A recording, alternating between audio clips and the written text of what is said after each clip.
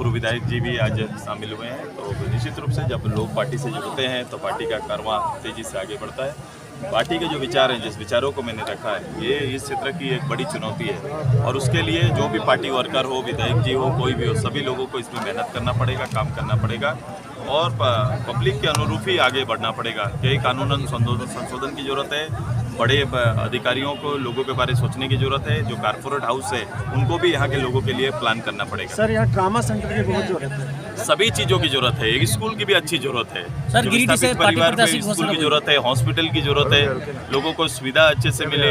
यहाँ का जो भी लोगों के साथ जो पोल्यूशन हो रहा है, एक वन क्षेत्र का विस्तार की जरूरत भी है। सर, गिरिडीह से पार्टी के प्रत्याशी घोषणा, आपका सरकार बनेंगे तब मिल पाएगा रैयतों के हक अधिकार? केवल मैं कह रहा हूँ कि हर जजमेंट केवल सरकार बनने से निश्चित रूप से अच्छा नेतृत्व रहेगा तो काम करेंगे।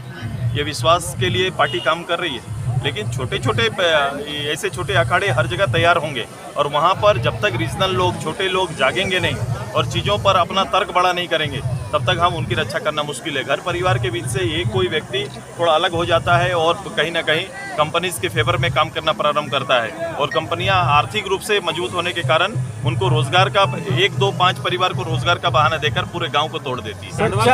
टंडवा कोयलांचल ने जो भू रहितों के जमीन को फर्जीवाड़ा करके बाहरी लोगों करवाए हैं, क्या इस पर ये बेसिक नापी होनी चाहिए। सर, क्या झारखंड में बाहरी तंत्र हावी है?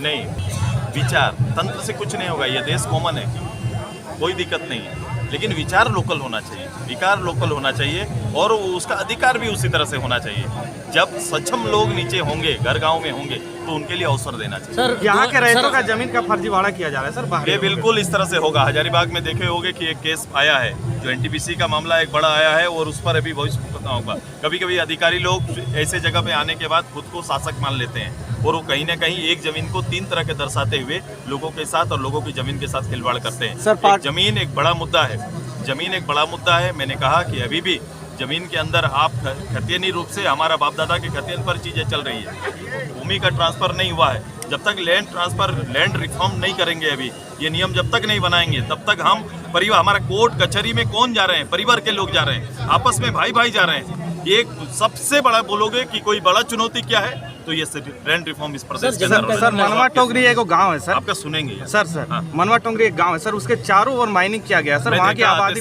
मैं देखा अभी भी गांव बस रहे हैं। अब ये बताओ, यहाँ का डीएम, यहाँ के जो भी पदाधिकारी हैं, जो पोल्यूशन पदाधिकारी, आप बोलो वहाँ के लोगों का उनके साथ मानवीय अन्याय हो रहा है कि नहीं? जो लोग वहाँ जी रहे हैं, अगर उनके मुआवजा हो गया, वो नहीं शिफ्ट कर रहे हैं, तो उनकी बेसिक कठिनाई क्या है? इनके साथ संवाद करें। आगे एक डीएम रहते थे, एक कई जिला, तब जिला इतना बड़ा नहीं था, एक हजारीबाग के ही होते थे, तो सारे चीज़ों के निपटारा के लिए गांव चले जाते हैं। आज बड़े जो अधिकारी हैं वो कभी भी अपने ऑफिस और अपने कार्यालय से बाहर नहीं निकलते, जबकि कोई भी डीसी होगा वो फील्ड ऑफिसर होता है। फील्ड ऑफिसर कितने बार भ्रमण करते हैं, छोटी छोटी समस्याओं के लिए आगे डीसी आकर गाँव में बैठते थे। ये परंपरा रहती थी, परंपरा बदला है और इस आचरण को राजनेताओं को अपने नेतृत्व में बदलना होगा।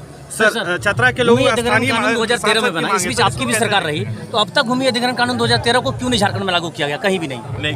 झारखंड नहीं, भूमि अधिग्रहण देश के अंदर ही कहीं नहीं हुआ। हाँ। देश के अंदर ही नहीं हुआ। लेकिन ये राज्य सरकार का स्थानीय नीति जो भूमि को लेकर आज तक क्यों नहीं बन पाया? उसी के लिए सरकार आई, उसी वादे के साथ सरकार आई। मैंने बोला 3 प्रमुख फॉर्मूला, स्थानीय नीति, नियोजन नीति और विस्थापन नीति, 2013 से अब तक